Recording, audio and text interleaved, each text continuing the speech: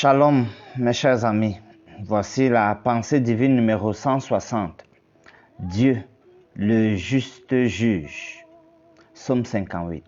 Chers amis, avez-vous remarqué que lorsqu'un innocent souffre, il y a des personnes à côté des bourreaux qui restent silencieuses, sans rien dire. Ce psaume les interpelle.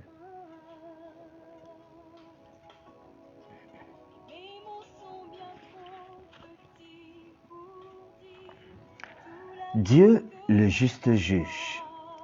Le psaume 57, le psaume précédent, est inspiré du moment où David se réfugia dans la caverne poursuivi par Saül. Aujourd'hui, le psaume 58, lui, on y voit que même comme ce n'est pas dans un ordre chronologique, il y a une interrogation au début. Au début du psaume, le verset 2 nous dit « Est-ce en vous taisant que vous rendez la justice? Est-ce ainsi que vous jugez avec droiture, fils de l'homme ?»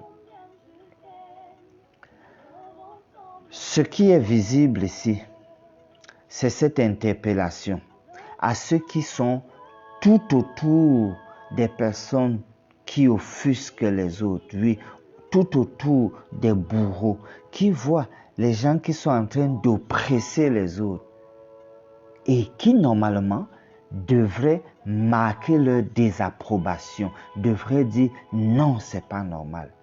Mais ces personnes-là ne le font pas. Par extension, ceci renvoie aux instances qui devraient apprécier en bien ou en mal ce que les gens font aux autres, mais ne le font pas.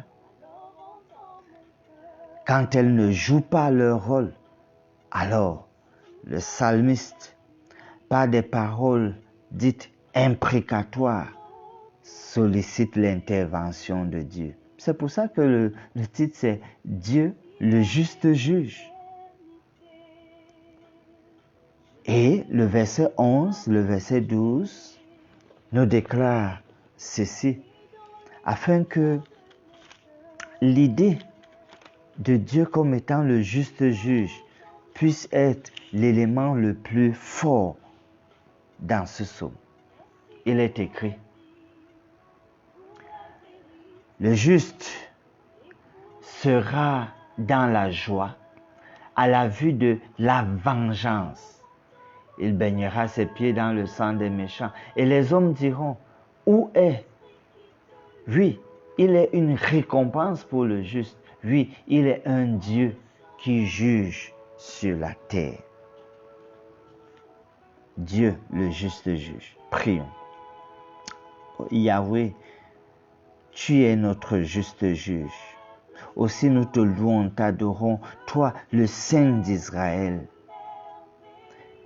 Daigne, je te prie, accepter notre reconnaissance pour ta présence immanquable et ton soutien indéfectible.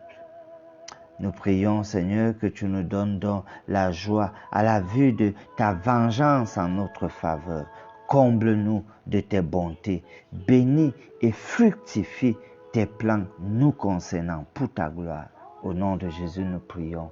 Amen.